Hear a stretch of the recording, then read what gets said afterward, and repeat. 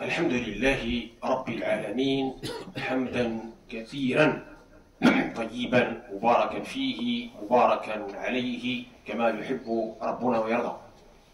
اللهم صل على سيدنا محمد النبي المليح صاحب المقام الأعلى واللسان الفصيح وعلى آله وصحبه وسلم تسليما. أحباب رسول الله، مرحبا بنا وبكم في هذا المجلس الكريم الذي الحمد لله اعتدنا عليه في هذه اللحظات المشرقة نستنشق فيها ما تيسر من ما يسمى بالضروري من علوم الدين. Donc bienvenue à toutes et à tous dans ces cours intitulés Le nécessaire des sciences de la religion, sachant que ce nécessaire des sciences de la religion est une obligation individuelle, fardu aynin ala kulli mukallaf, pour chaque mukallaf, pour chaque responsable. Donc on avait vu toutes les parties concernant ce ilm et on est arrivé au chapitre de la spiritualité avec ses différents sous-thèmes, d'accord? Rappelez-vous, la dernière fois, on avait abordé la question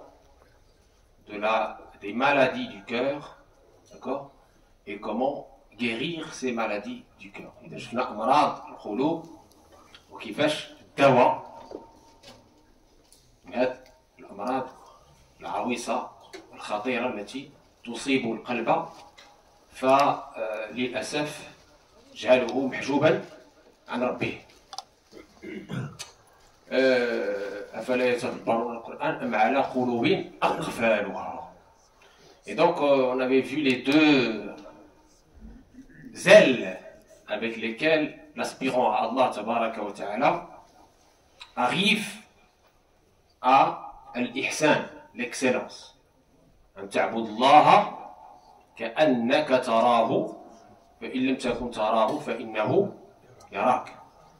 Adorer Allah comme si tu le voyais, certes, si tu ne le vois pas, lui, il te voit. Et très important donc, dans les remèdes qui sont aussi des vaccins pour se prémunir contre l'insouciance, contre la dureté du cœur, contre les maladies du cœur. Et aussi ce sont des ingrédients pour permettre l'élévation de l'âme, d'une âme instigatrice du mal vers une âme qui blâme le wama vers une âme pacifiée, mutma'inna incha'Allah. Eh bien, aujourd'hui, on va voir les fruits, الثمار.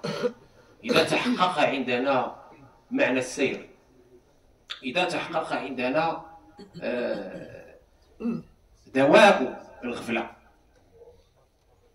وما يصلح لمداواة القلوب من عللها وأمراضها وما يصلح لتزكية النفوس وترقيتها إلى معارج الإحسان، صار لزاما أن نجني ثمار هذا الذي سماه رسول الله صلى الله عليه وسلم الإحسان. Donc si on a maintenant compris les piliers de la spiritualité, comment guérir les maladies du cœur, alhamdulillah, et bien maintenant, place aux fruits bénis qu'on récolte. Parce qu'il n'est pas,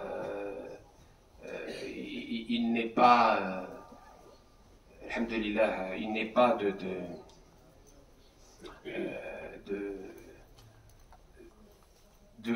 remède qui ne donne pas ses fruits.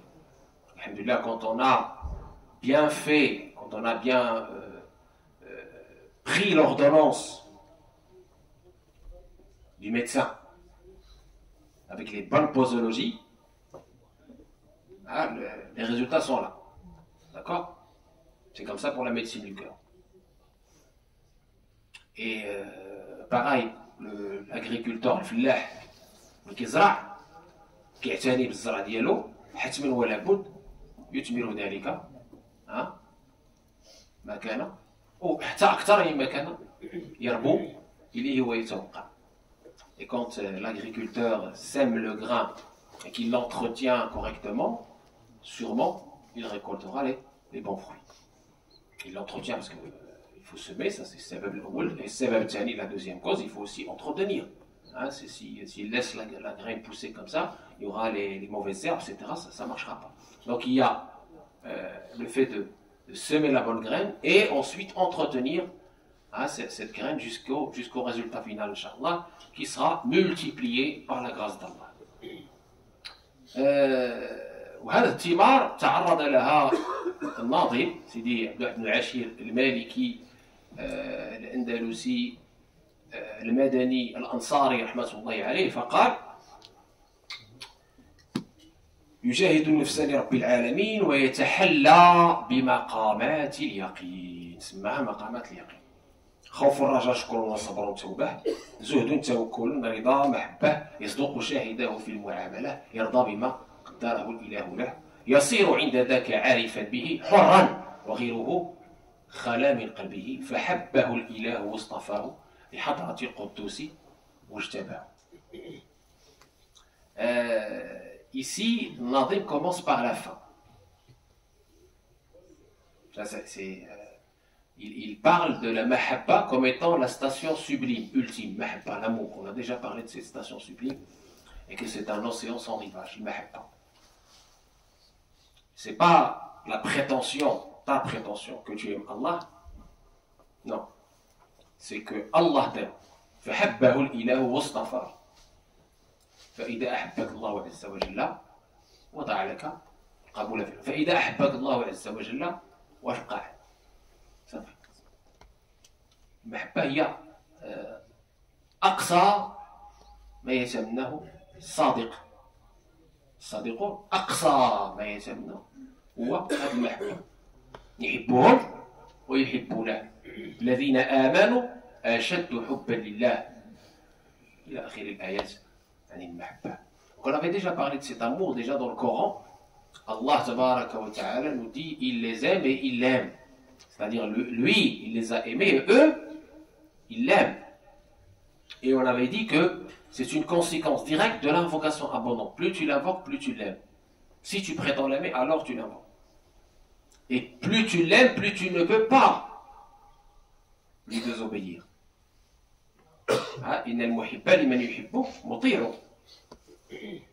C'est très important.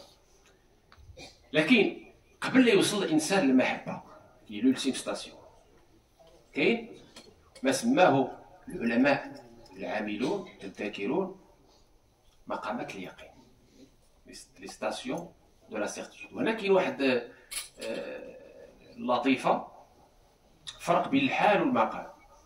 يقدر الإنسان يكون في المسجد ياك في المسجد والحمد لله قارئ القرآن أو اللي كيدير الدرس ألقى موعظة بليغة ذرفت لها العيون فأنبتت وأنتجت حالا مثلا من الأحوال الثانية مثلا كارم إنسان ولا كريم قرينا شوية القرآن درنا شوية المواعظ هو ولا يدو الحمد لله تجود أصبحت تجود ولا يعطي خرج من المسجد ما كاينش الموعظة شد يدو عنده مابقاش يعطي صافي.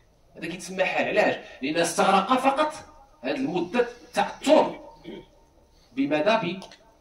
أو التفاعل مع كلام الله أو مع هذه الحكمة التي نبعت في هذه الحضارة. ثم بعدها عاد الإنسان إلى ما كان عليه لأن هذا الخلق خلق الكرم لم يكن عنده جبلة بل هو خلق كسبي لم يكن وهبي كسبي اكتسبه فكان حالا حال بمعنى لا يدوم يزول. Donc je disais la différence entre le hal et le maqam, entre un état et une station. L'état, c'est temporaire. J'ai donné un petit exemple. Ici, dans la mosquée, par exemple, vous avez quelqu'un qui psalmodie le Coran, machallah, d'une manière très belle, avec une voix magnifique, en respectant les règles. Et, alhamdoulilah, vous êtes touché intérieurement. Vous avez réagi à ces versets d'Allah. Suite à cela, vous êtes généreux. Là, tout de suite, maintenant. Vous faites preuve de générosité. Ça s'appelle un hal. C'est-à-dire vous êtes, ce que vous avez entendu a impacté votre cœur positivement et vous avez développé une générosité. Un magnifique caractère qui est une manifestation du nom d'Allah Al-Karim, Al-Karim, le généreux. D'accord? Et donc, cette manifestation, malheureusement, enfin, heureusement qu'elle était là, mais malheureusement, elle est temporaire parce que en sortant de la mosquée, alhamdoulilah, vous êtes rappelé que vous étiez généreux, mais malheureusement, vous n'avez pas pu rester constant sur cette générosité. En sortant, vous avez oublié, et quelqu'un vous demande, et vous avez ce qu'il faut, et vous n'avez pas donné. Bon, ça s'appelle un état. Parce qu'il n'est pas inné, il a été acquis par une interaction, par des éléments qui peuvent être intérieurs ou extérieurs. Une interaction avec les personnes, une interaction avec un das, etc. Et hop, vous l'avez développé temporairement. Le but maintenant, c'est que cet état devient permanent. Vous me suivez jusque-là? الهدف ديال المؤمن الصادق هو هذاك الحال الثاني اللي قاسك في هذا المجلس الكريم ما يكونش هي حال عابر لا يبقى بقاءك في بقاء الروح في الجسد بقاءك في هذه الارض que cet état qui est temporaire devienne بإذن الله permanent. Lorsqu'il deviendra permanent, on appelle ça une station. نيجي الحال كيدوم كيولي عندك سواء في المسجد او خارج المسجد في السفر او في الحضر في المنشط او في المكره في اليسر او في العسر كيولي باقا كيولي حاجه تولي تلبس بها تولي ديالك سواء كان المؤثرات او لم تكن المؤثرات انت كريم مثلا الا خدينا كمثال خلق الكرم donc ça devient un état permanent, ce qu'on appelle une station. Si tu arrives à transformer tes bons états en état permanent, cela s'appellera une station. C'est clair la différence entre hal et le maqam? D'accord? Donc le but d'un aspirant sincère, c'est transformer ces états qui sont bénéfiques en des stations. Ça devient un caractère, alhamdoulilah, permanent. Et non pas juste parce que tu as entendu, ça devient permanent, inshallah. Parce que c'est quelque chose de beau, qui est inspiré des beaux noms d'Allah, Karam, Rahma, L'Afu, Joud, إلى آخره. هذه كلها مستمدة من أخلاق الرحمن. فتصبح فيك متجلية من حال إلى مقام. Et il cite ici 9.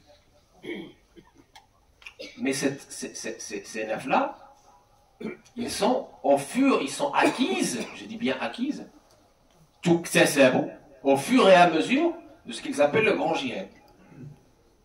Ce qu'on a déjà précisé. Le jihad, c'est-à-dire cette guerre que tu mènes contre l'âme charnelle, contre tes deux ennemis invisibles, contre tes deux ennemis les plus dangereux, qui sont nefs, l'âme charnelle, Ammara Bissou, la cicatrice du mal, et Shaitan, Satan. Les deux grands ennemis de l'être humain, ce sont ceux-là. Parce que ce sont des ennemis, malheureusement, qui le suivent toute sa vie.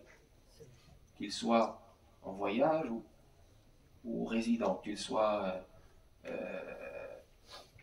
dans une situation d'aisance ou de difficulté. Ils sont là. Et neuf, c'est encore pire, parce que même quand tu es dans la mosquée, même quand tu es dans les actes cultuels, tu dis, il s'en va, mais neuf, elle est encore là. Si tu ne l'as pas éduqué, si tu ne l'as pas denté, elle est encore là pour t'insuffler les mauvaises pensées, les mauvais plans. D'accord? Donc quand tu vas cheminer dans ce chemin difficile, dur, long, qui s'appelle le grand jihad, pour lutter sincèrement contre l'âme charnelle et ses penchants, pour la transformer en âme qui blâme, pour la transformer en âme pacifiée, pour lutter sincèrement contre Shaitan et ses ouswes, et bien petit à petit, les mauvais caractères se transforment en bons caractères. Tout d'abord c'est un hal et puis ensuite c'est un maqam. تخلية وتحلية. وكاين اللي كيقول في هذا الزمان كاين التحلية عاد التخلية. علاش؟ لان كاين اللي ما كيقدرش يتخلى على واحد الحاجه تيذوق ما احسن منها. بعض المربين كيقول لك اليوم التحليه قبل التخليه. Certains éducateurs disent oui, التحليه est avant التخليه parce que vu la difficulté et les tentations assez virulentes et assez spéciales de notre époque, eh bien on se part d'abord, on goûte d'abord ces états bénéfiques avant de se débarrasser des états ou des caractères maléfiques. Bon. Quelle que soit la situation, on arrive, alhamdoulilah, à ce résultat qui est se détacher de tout ce qui n'est pas Allah. Et s'attacher à Allah seul, et donc avoir en nous la manifestation de ces bons noms qui impliquent la miséricorde, qui impliquent le pardon, qui impliquent la générosité, qui impliquent la grâce, qui impliquent le pardon, etc., etc. Donc quand on est sincère dans ce chemin du grand jihad que j'ai défini, eh bien, on se part petit à petit de maqamat al-yaqin, des stations de la certitude, qui commencent par la crainte et l'espoir qui sont toujours associés. Ils sont associés.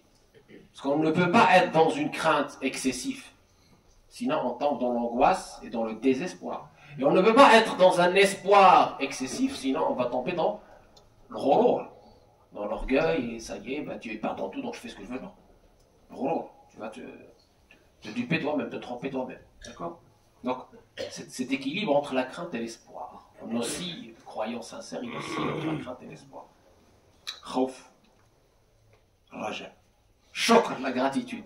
Parce que tu sois dans la crainte, que tu sois dans l'espoir, tu dois être conscient des bienfaits d'Allah sur toi. Et donc, le hal de la gratitude qui se transforme en maqam, station de gratitude. On en a déjà parlé. La gratitude pour les bienfaits intérieurs et extérieurs. Ce n'est pas une gratitude juste de parole, alhamdoulilah, mais une gratitude d'acte. Agir en conséquence. Si Allah t'a donné une bonne santé, c'est pour que tu te sers de cette bonne santé pour lui obéir, pour plaire au bienfaiteur suprême, etc., etc. Et chacun de nos membres doit pratiquer la gratitude. On a déjà parlé de la gratitude de l'œil, la gratitude de l'oreille, la gratitude de la langue, la gratitude de la main, la gratitude du pied, etc. Chacun de nos membres peut pratiquer cette ta'a, cette obéissance magnifique qui est la gratitude. Et grâce à cette gratitude, Allah nous augmente de ses bienfaits. La in shakartum, la azidannakum. Wa la in kafartum, inna adabi la shadid. Man shakara ni'mata, faqad عقلها بإقالها ومن كفرها فقد ابتلي بزوالها وهو لا يشعر والعياذ بالله. Crainte, espoir, gratitude, la patience. Dans tout cela, que ce soit dans l'aisance ou la difficulté, il te faut de la patience, sabr. Et on a parlé de ce maqam, sabr, lorsqu'on a parlé du jeûne du Ramadan également. Et on a dit que sabr, c'est la seule station où les récompenses ne sont pas limitées. إنما يوفى الصابرون أجرهم بغير حساب. Parce que cette station de sabr, qui doit devenir une station de patience, la persévérance, cette endurance, elle nous suit partout. Qu'on soit dans l'aisance, quand tu es dans l'aisance, tu patientes pour ne pas. Tu fais preuve de sabr pour ne pas utiliser ces bienfaits d'Allah dans ce qui déplaît à Allah. Parce qu'on peut être tenté, hein, si on a beaucoup d'argent, etc., de faire n'importe quoi. Donc tu vas combattre cette âme égotique, cette âme charnelle, ces insufflations-là pour utiliser les bienfaits d'Allah dans ce qui agrée à Allah. Donc c'est une patience. Sabrun fi ta'ati. Sabrun inda ta'ati wa fi ta'ati wa sabrun ala al-ma'siyati. La taqa'a fi al-ma'siyati. La taqa'a fi al-ma'siyati. Une patience pour ne pas tomber dans la désobéissance. D'accord? C'est une station magnifique. Et puis, évidemment, ces stations-là nécessitent la station du repentir, donc, qui était le début du chapitre, si vous vous rappelez bien. Tawba. وتوبة من كل ذنب يجترم تجب فرا مطلقا والندم بشرط الإقلاع ونفي الإصرار إلى آخر الأبيات. وهذه التوبة هذه elle est nécessaire partout, dans toutes les stations. Dans la station de la crainte, tu as besoin de repentir. Dans la station de l'espoir, tu as besoin de repentir. Dans la station de la gratitude, tu as besoin de repentir. Dans la station de la patience, tu as besoin de repentir. Parce qu'à chaque fois, tu ne peux pas être à la hauteur. Tu es faible. Et c'est Allah qui te pourvoit de sa guidance, de ses lumières, pour te renforcer. Et donc à chaque fois, tu te repens à lui. Il suffit de vous dire que la meilleure des créatures, Sayyiduna Muhammad sallallahu alayhi wa sallam, se repentait à Allah et lui demandait pardon plus de 70 fois par jour. كان يتوب إلى الله ويستغفره 70 مرة و70 اللغات لا تفيد العدد تفيد الكسرة. 70 dans la langue arabe implique l'abondance, pas le nombre exact. Bon, parce qu'il y a un autre hadith qui parle de 100 fois. Et donc si celui qui est infaillible, qui a été pardonné, qui est la meilleure des créatures, faisait ça, alors nous, qu'est-ce qu'on peut dire? D'accord? Nous, les pauvres pécheurs, les faibles, eh bien, cette station de repentir, elle est là. Pour qu'on puisse toujours revenir à Allah. Et on a déjà parlé de cette station de repentir et qu'elle amène le bonheur dans le cœur. Plus on revient à Allah, plus on se rappelle Allah, plus Allah nous alimente par ses lumières, par sa grâce, par ce bonheur intérieur, et on est en paix avec lui. On va en parler tout à l'heure. Et tout ça, ça appelle ce qu'on appelle zuhd, le renoncement ou le détachement. Zuhd, c'est pas la pauvreté, attention, il y en a qui mélangent zuhd et la pauvreté, ça n'a rien à voir. Tu peux être très riche et ascète, et zahid. Tu peux être très pauvre et pas du tout dans le renoncement. Parce que le bas monde, il est toujours, malheureusement, attaché et il nourrit encore ton cœur. Tu es toujours attaché au bas monde. Le zuhd, c'est le détachement. Tu peux être très riche et l'argent n'est pas pour toi un but. Tu l'as dans le fils sabilillah, tu l'utilises dans le bien, etc. Tu peux être très riche et pas du tout dans le détachement, parce que l'argent, il habite ton cœur. Donc le renoncement, le détachement, il vient après ces stations-là, parce que le renoncement, le détachement, de ce qui n'est pas Allah, demande aussi cet exercice de patience, cet exercice de gratitude vis-à-vis d'Allah pour comprendre à chaque fois qui t'a donné tout ça. Ne pas faire comme Qarun, non, etc. Et tawakkul, la remise confiante en Allah, on a parlé de cela. Et le tawakkul, il est de différents types. Et chacun son tawakkul, on n'a pas le même tawakkul, hein, chacun sa force de tawakkul. Ceux qui sont dans le tawakkul complet, ce sont les bébés.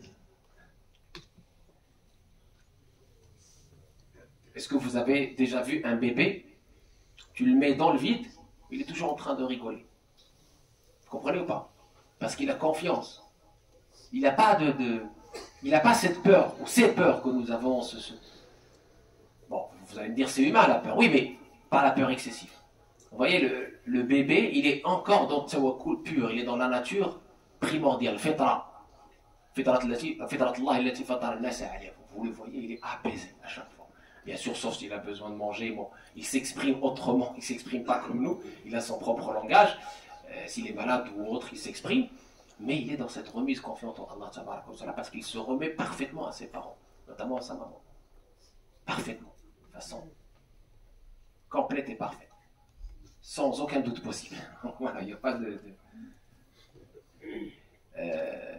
ولو توكلتم على الله حق توكله لرزقكم كما يرزق الطير تغدو خماصا وتروح بطانا. Et on a parlé déjà de ce tawakkul et de ses bienfaits et de ses manifestations au jour le jour. Et de sa différence avec tawakkul, c'est-à-dire que le tawakkul ne veut pas dire délaisser les causes. Au contraire, c'est faire les causes mais ne pas compter sur les causes. C'est-à-dire se dire qu'on n'a pas d'obligation de résultat. C'est ce qu'on a expliqué la dernière fois aussi. Le résultat, c'est Allah qui le donne. La guidance, c'est Allah. Tu vois, tu fais, le résultat, c'est Allah.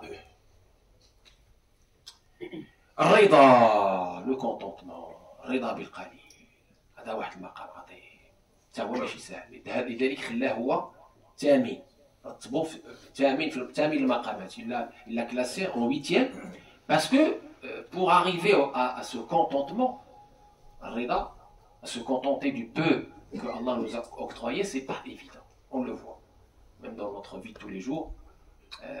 On a toujours ce besoin, même s'il est artificiel, ce besoin de plus.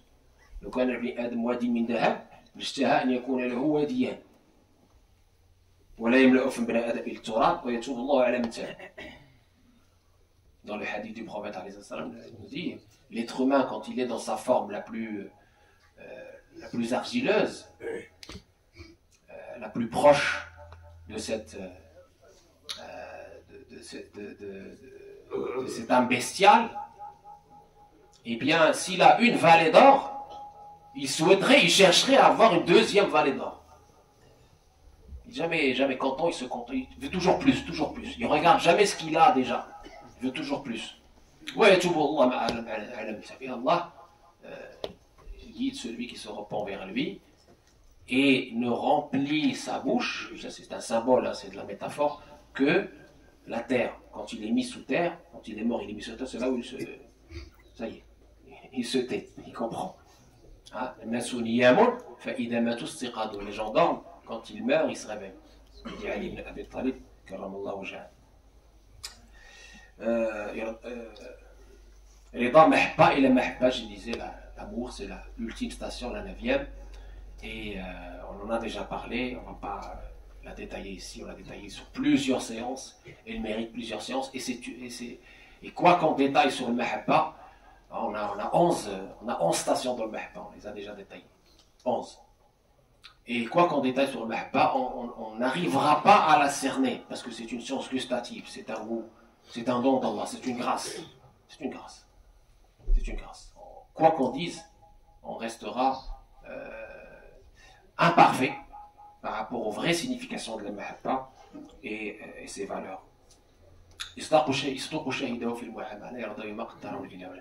Et tout cela, ces stations-là, nous dit Ibn Ashir, ils ne pourront pas être incarnés en toi réellement, tu ne pourrais pas les prétendre, si ton comportement avec ton prochain n'en est pas le reflet. C'est-à-dire la preuve, l'indicateur que tu as ces fruits-là, que tu as atteint ces fruits-là, c'est pas des doros, c'est pas des prétentions, c'est pas des déclarations. C'est au jour le jour, dans ta réaction aux différentes épreuves, dans ton interaction avec l'autre, eh bien c'est là où tu testes chaque station. Et ta stabilité dans telle ou telle station. Tu prétends que tu es patient, on sort de la mosquée, quelqu'un se gare, ne te laisse pas sortir, on va tester, tu vas être à l'épreuve de la patience. On va voir ce que tu vas faire.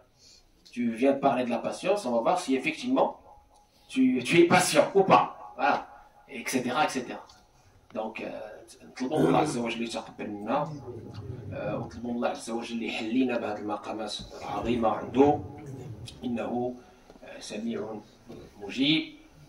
Je rappelle pour terminer que nous avons notre programme habituel de la semaine qui est alhamdoulilah complet. Donc vous avez tout à l'heure ce soir avec Cheikh Younes les Toulouse de Tchouib. Et pour ceux qui veulent encore s'inscrire dans le Coran, les inscriptions sont encore ouvertes. Il y a effectivement sadaqat, les aumônes qui sont faites avec l'équipe des jeunes qui font un travail excellent, magnifique. Je les remercie pour cela. Et ils manifestent par cela cette station de la générosité dont on a parlé tout à l'heure. Ils la manifestent en l'exerçant réellement, au jour le jour, avec les plus démunis. Donc ça, c'est une preuve, alhamdoulilah, que ce qu'on dit ici, il est appliqué, alhamdoulilah. Donc ça, c'est magnifique. Ça veut dire qu'on ne fait pas de la théorie. Là, on fait de la pratique. Donc, on est très fiers de ces jeunes, hommes et femmes. Alhamdoulilah, ils font un travail magnifique. Ils distribuent les denrées alimentaires, les repas chauds dans ces moments difficiles où on se prépare aussi pour le grand froid. Toujours dans les cours, il y a le samedi Doros le Coran. Donc, Doros le Qasas le Qur'ani. Ahsan al-Qasas, la meilleure histoire du Coran, entre Maghrib et Isha toujours. Et je pense que le frère qui doit assurer cela est malade. Il est malade. Il a fait une opération sur sa bouche. Il ne pourra pas l'assurer. Et sinon, lundi, vous avez toujours Das Shifa, en arabe et en français, avec entre Maghrib et Isha, le lundi. Et donc, on continue. Toutes nos doses. J'ai rien oublié, Yannick? C'est bon? Voilà, et juste après le Jumu'ah, on a une janaza, Inch'Allah. Allah yataqabbal minna wa minkum salihah al-a'mal. Al-adhan, Inch'Allah.